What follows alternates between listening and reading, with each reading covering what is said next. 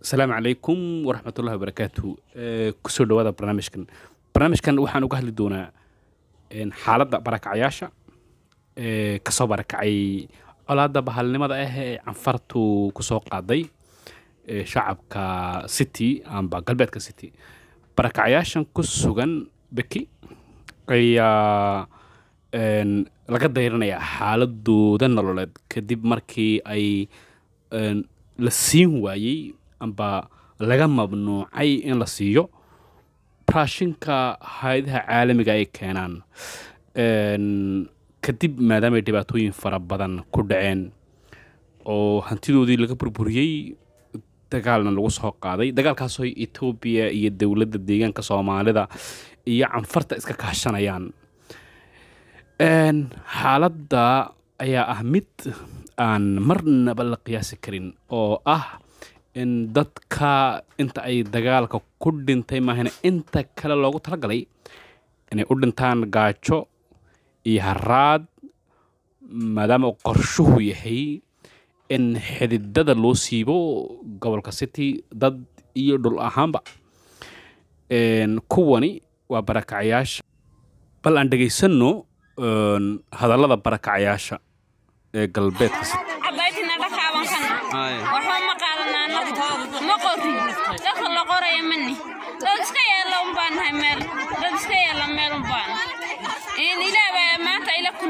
الحمد لله رب العالمين إلى بدايل كل وان حافظا بنا يرود sida ay sheegtay gabadhaasi ma qorno barakacyaasha waxay Ethiopia u diiday si cad iyagoo u kaashanaya maamulka degan ee hay'adaha caalamiga ee hay'adaha ka shaqeeya gobolka inayna loo aqoonsan karin barakacyaal raashin la siin karin si ay iskaga dhintaan amba ay dadku uga qaxaan meesha nolosha ayaa ah mid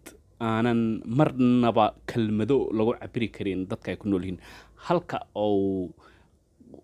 kharash fara badan iyo mataqaan ay u urursadeen laakiin kuwaas waxaa lagu dhistay guryo unbaa lagaga dhistay meelo gaara waxaad moodaysaa amba isdhahaysaa inay nimankaniba qayb ka yihiin nimankan maamulka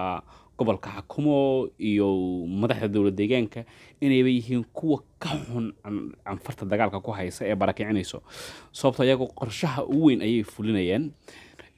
sidaa darteed xaaladda ayaa ah mid aanan marnaba lagu qiyaasi karin kalmado amba la cabiri karin warbaahinta ma gali karto hay'aduhu ma gali karaan baaritaan laguma samayn karo bal aan dhageysano barakacyaasha qaar ka mid ah hadalladooda adaawna ma weerarsano gaaja haysa gaaja ka cabaarayaan saaka kadib markii si bareer loo dayacay hadda waxay bilaabeen inay afka furtaan oo ay ka qayliyaan dayaca iyo gaajada ula kaca ee ay ku hayaan maamulka gumaysiga ee Soomaali galbeed odayaashii joogay haddaan nahay waxaan u arkaynaa gaajo inay hayso ay malluud ku jiraan waxa isku dhex jira cadayti cudufo iyo gadmali oo isku jira weeyin dadka naagihii baa barakaya saaka banaanbax sameeyay banaanbaxayo ah gaajo culankeed dadka kililka Soomaalida ee shanaad waxaan ka cuskanaynaa in loo soo diro dadka degdeg raashin degdeg ah oo gurmada in la soo gaaro ayaan ka cuskanaynaa handuu dadkaayi maanta intii ka dambaysay uu gaaro inuu gaajo u madho ayaan ka yaabsan ilaa mise bilood ayaad maaragteen bilaa raashintihiin oo meeshan fadhiday ilaa waxaana sidaan Beki u imanayba raashinka joogto nooyima yimaado kal iyo laba u yimaada dadka waxa imika waxa u xun 3 bilood inuu raashin ba arkin yaa u xun 3 bilood inuu raashin ba dadka ay qaadan oo meesha uu joogo wax shaqo taga male wax u jiro meel kale wax ka soo qaata male gacmo bili aadan bay eegaan gacmaha dawladda ay eegaan gacmihii dawladana way gabtay dawladda kale ka saan waxaan saaka cuskada aan ku bixinayaa inay dadka degdeg ku soo gaadho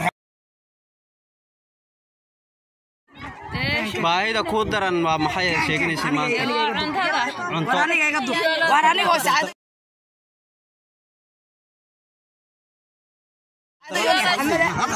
dadkii cundufo ka soo kacaya oo jooga magaalada la yiraahdo biki ku nool saddexda magaalo biki la keenay annaga oo barakiciya 6 bilood waxba ma qaadan waxa loogu daran gaajo waxaan cabna ma haysano waxaan cunana ma haysano waxaan nahay dad barakaca oo godol haysan oo dhar haysan